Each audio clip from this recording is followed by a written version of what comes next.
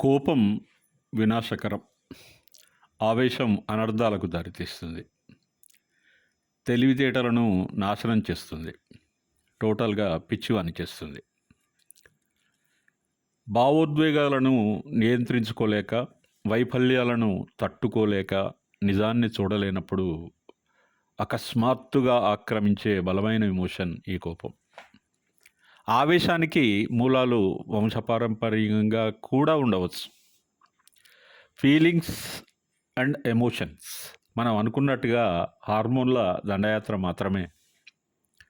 Aristotle ప్రకారం ఎవరికైనా కోపం వస్తుంది, కానీ ఆ కోపం రైట్ పర్సన్ మీద, రైట్ డిగ్రీలో, రైట్ పర్పస్ కొరకు, రైట్ టైంలో, రైట్ పద్ధతిలో, రైట్ వేలో రావాలి.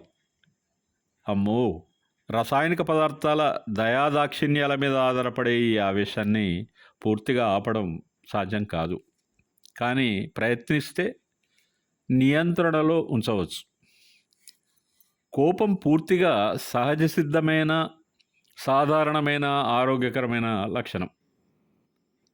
ఒకటి మాత్రం నిజం, నీకు కోపం తెప్పించి రప్పించిన వ్యక్తి మాత్రం నిన్ను జయిస్తాడు.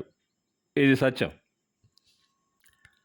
కోపం అనే కొండగాలి మేధస్సు అనే దీపాన్ని ఆర్పివేస్తుంది. అందుకే ఐన్స్టీన్ అంటాడు, కోపం తెలివిహీనుల యొక్క గుండెల్లో కొలువు ఉంటుందని. సినిమా ఇండస్ట్రీలో పాత్రల ఔచిత్యం, చిత్రీకరణ వైవిధ్యంగా, అత్యంత సహజంగా చూపించే సామర్థ్యం, ప్రేక్షకులను అబ్బురపరిచే నేర్పు కలిగిన ఒకే ఒక డైరెక్టర్ ఆర్జి రామ్ గోపాల్ వర్మ. నా దృష్టిలో ఆయన ఒక మేధావి. తను నమ్మిన భావాలను నిర్మహమాటంగా, నిక్కచ్చిగా, ఆర్గానిక్గా చిత్రీకరించే ధైర్యము, స్థైర్యము కలిగినవాడు.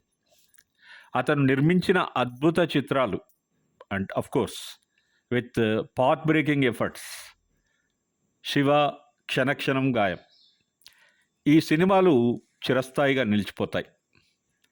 వీటిలో గాయం సినిమా మనోవిజ్ఞానపరంగా పాత్రధారుల నటనను పతాక స్థాయికి చేర్చింది. ఎప్పుడూ చూడాలనిపించే సినిమా గాయం, నో డౌట్. గారాబంగా, ప్రేమగా, ప్రాణంలాగా చూసుకునే అన్నయ్యను ముఠా తగాదాలు, రాజకీయ కక్షలు కారణంగా, అన్యాయంగా, అకారణంగా, కిరాతకంగా చంపిన ముష్కరుల మీద పగ, ప్రతీకారంతో ఊగిపోతాడు దుర్గా.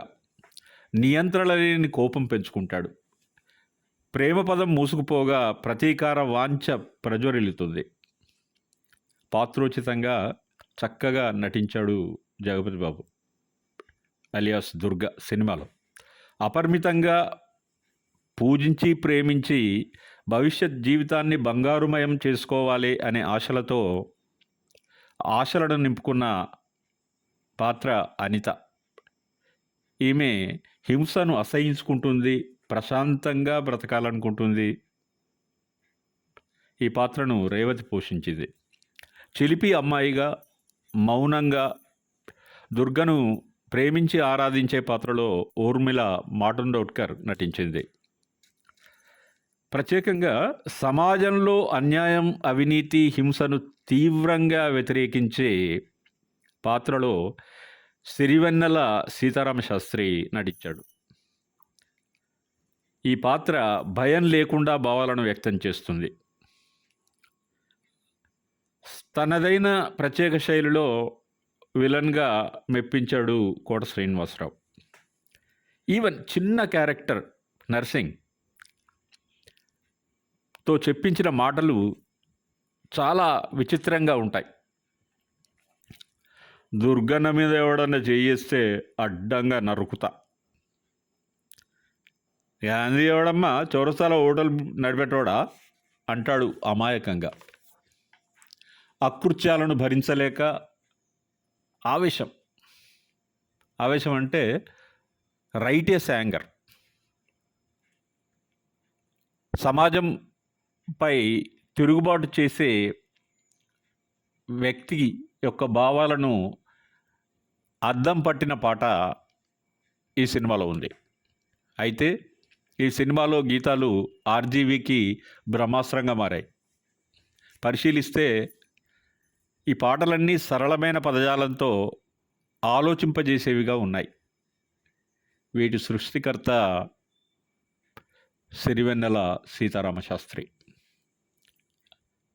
ఒక మాటలో చెప్పాలంటే ఆయన పాటలో ప్రాణం ఉంటుంది. నిగ్గదీసి అడుగు ఈ సిగ్గులేని జనాన్ని, అగ్గితోటి కడుగు ఈ సమాజ జీవోత్సవాన్ని. మారదు లోకం, మారదు కాలం, దేవుడు దిగిరాని ఎవ్వరు ఏమైపోని. మారదు లోకం, మారదు కాలం. గాలివాటు గమనానికి కాలిబాట దేనికి, గొర్రెదాడు మందకు నీ జ్ఞానబోధ దేనికి. ఏ చరిత్ర నేర్చుకుంది పచ్చని పాఠం, ఏ క్షణాన మార్చుకుంది చిచ్చుల మార్గం. రామబాణ మార్పిందా రావణ కాష్టం, కృష్ణగీత ఆపిందా నిత్య కురుక్షేత్రం. నిగ్గదీసి అడుగు ఈ సిగ్గులేని జనాన్ని, అగ్గితోటి కడుగు ఈ సమాజ జీవోత్సవాన్ని. పాతరాతి గుహలు పాలరాతి గృహాలైనా, పాతరాతి గుహలు పాలరాతి గృహాలైనా, అడవి నీతి మారిందా ఎన్ని యుగాలైనా. వేట అదే వేటు అదే నాటికదే అంతా, నట్టడవులు నడివీధికి నడిచొస్తే వింత. బలవంతులే బ్రతకాలని సూక్తి మరవకుండా, శతాబ్దాలు చదవలేద ఈ అరణ్యకాండ. నిగ్గదీసి అడుగు ఈ సిగ్గులేని జనాన్ని, అగ్గితోటి కడుగు ఈ సమాజ జీవోత్సవాన్ని.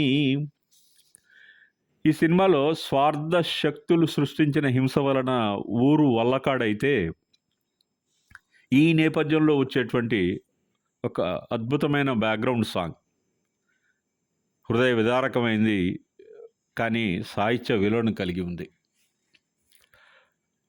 సురాజ్యమవలేని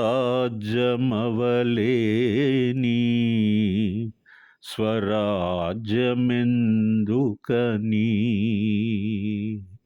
సుఖానమనలేని వికాసమెందుకని.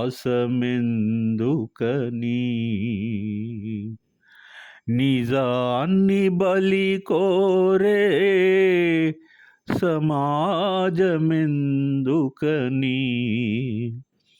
అడుగుతోంది అదిగో ఎగిరే భరత పతాకం. కులమతాల దవానలానికి కరుగుతున్నది మంచు శిఖరం. కలహముల హలాహలానికి మరుగుతున్నది హిందూ సంద్రం. కులమతాల దవానలానికి కరుగుతున్నది మంచు శిఖరం.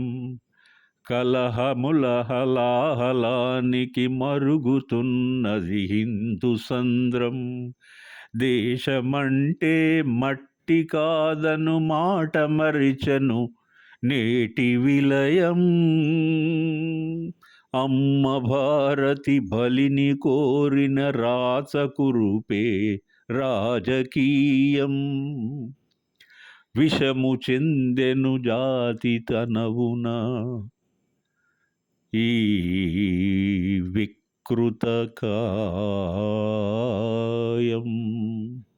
సురాజ్యమవలేని స్వరాజ్యమెందుకని, సుఖానమనలేని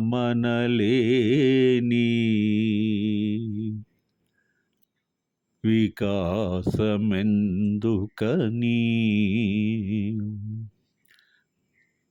ఇంకొక విషయం మనం అబ్జర్వ్ చేస్తే పాటల రచయితలు, అద్భుతంగా నటించే నటులు భావోద్వేగాలకు లోను కావడం అనేది అతి సహజమైన ప్రక్రియ. వాళ్ళు ఫీలింగ్స్ను టచ్ చేయకుండా, ఎమోషన్స్ను కదిలించకుండా ఉదాత్తమైన భావయుక్తమైన పాటలు రాయడం అసాధ్యం. అలాంటి ఆలోచనలు రావుగాక రావు. అందుకే వారి జీవితాలు అర్ధాంతరంగా అంతమవుతాయేమో.